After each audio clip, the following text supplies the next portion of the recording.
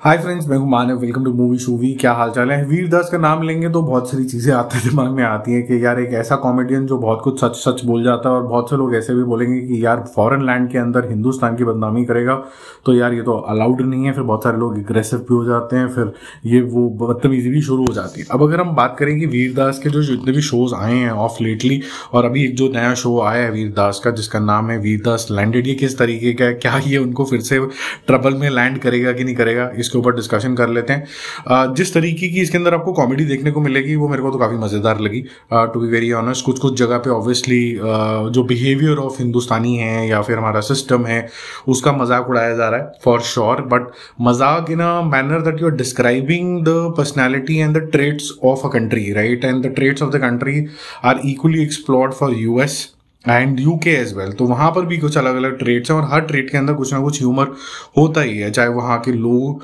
President, या फिर the way the country operates, law system कैसा है, सबके ऊपर होता है। तो कुछ टाइम पहले जब वीरदास का जो शो आया था, Vir Das for India, I think he was ridiculed and उसकी काफ़ी बेइज्जती हुई थी, and rightly so may be, because when you represent India in a wrong fashion outside India specifically, then I think it's not good, because India itself is struggling to make a mark in the world map, so to say, world scenario, so to say. So you can't be so I would say insensitive to that fact. There are larger forces, there's government, there is all of us working to bring my nation, which was a beautiful nation, back in the spotlight. तो अगर हम वो कर रहे हैं, तो अगर आप उसको डीमीन कर रहे हो और वो फिर इतने सारे लोग देख लेते हैं तो वो ज़्यादा अच्छा नहीं है, जिसकी वजह से उसको ऑलमोस्ट चपेड़े पड़ी, कई जगह ब्लैकलिस्ट हुआ, उसके काफ़ी सारे शो कैंसिल हो गए, उसका कोई भी शो नहीं आया उसके बाद जो शो आया वो आया वीरदास लैंडेड। ये आपको नेटफ्लिक्स पे इंग्लिश लैंग्वेज में देखने को मिलेगा, और आई थिंक यहाँ पर उसने अपने जोक्स को कर्टेल किया है। यहाँ पर डीमीन करने के बजाय जो उसके जोक्स हैं उसमें जो बिहेवियरल चेंज है वो ये है कि he is describing the behaviour और the attributes of a nation, वो चाहे वो इंडियन हो, चाहे वो ब्रिटिशर हो, चाहे वो अमेरिकन हो, चाहे वो ऑस्ट्रेलियन हो, और वहाँ के लोगों को लेके कुछ ना कुछ एट्रीब्यूट्स को लेके मजाक बना रहा है, which is good. Very clearly this man is shattered, he is on a back seat, but yet he's man enough to stand back and deliver that performance. वो बड़ी clearly दिख रहा है. It was an emotional journey. While you will see the funny side of him, you will also see a very emotional side of Veer Das and a very confident Veer Das as well. तो अब समझ में नहीं आता इस तरीके का review करने के लिए क्या इस आदमी की हम तारीफ करें, who's down and dusted and he stands back and delivers this standing ovation वाली performance, or you still have that grudge in your head that why did you demean my country at the first place.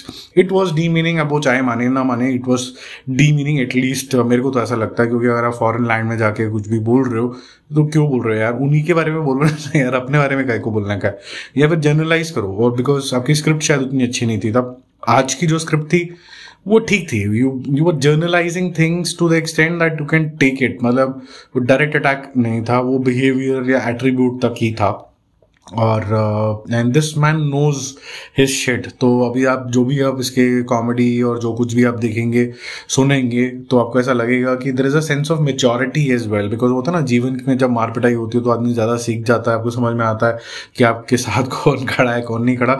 वो जो जीवन आपके ऊपर हंसता है ना, तो फिर आप किसी के ऊपर हंसने लायक रहते नहीं है। So I think he has learned now we as Indians do we forgive him and just appreciate his art, and he promises to behave himself, and also one thing that I truly agree that आप कितने बड़े patriotic इंसान हैं या patriotism को proof करने के लिए आपको किसी का सर्टिफिकेट नहीं चाहिए होता, ये मैं ट्रूली मानता हूँ, बट उसको डेमोन्स्ट्रेट करना भी उतना ही ज़रूरी है। सिर्फ बातों से बात नहीं बनती है, आपको डेमोन्स्ट्रेट करना पड़ता है इस चीज़ के लिए।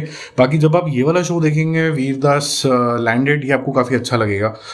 अच्छे जोक्स हैं इसके अंदर, मीनिंगफुल जोक हैं, रियल लाइफ रियल पर्सन से या फिर रियल एट्रीब्यूट से, जैसे ट्रेट्स से उठाए गए हैं, तो आपको मज़ा ज़रूर आएगा इसके अंदर। जो लोग थोड़े मेच्योर सेंस ऑफ ह्यूमर समझते हैं या फिर थोड़ा सा वेस्टर्न कल्चर को भी समझते हैं, हिंदुस्तानी कल्चर को भी समझते हैं, उनको ज़्यादा समझ में आएगा। जो लोग वेस्टर्न कल्चर को ज़्यादा नहीं समझते हैं उनको ये वोक लगेगा, और वो वोक के चलते इसकी फिर से वाट लगाएंगे। So you always have that I would say fear, or that for certain segment of people will not relate to it. They will call it woke and rubbish it. Partially yes and but partially untrue, क्योंकि आप हर चीज़ जो होती है वो वोक नहीं होती है. वोक का अपने आप में जो मतलब होता है, इंग्लिश मतलब होता है वोकन अप, उससे वोक बना.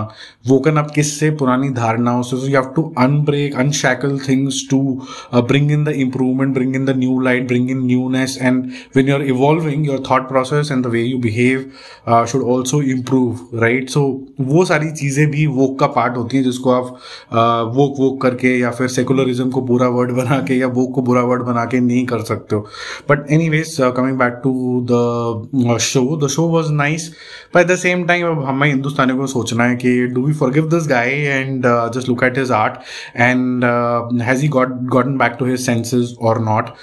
उसकी बॉडी लैंग्वेज से काफ़ी इमोशनल राइड लगी ये, जहाँ पर कॉमेडी भी थी, इमोशंस भी काफ़ी सारे भर के थे.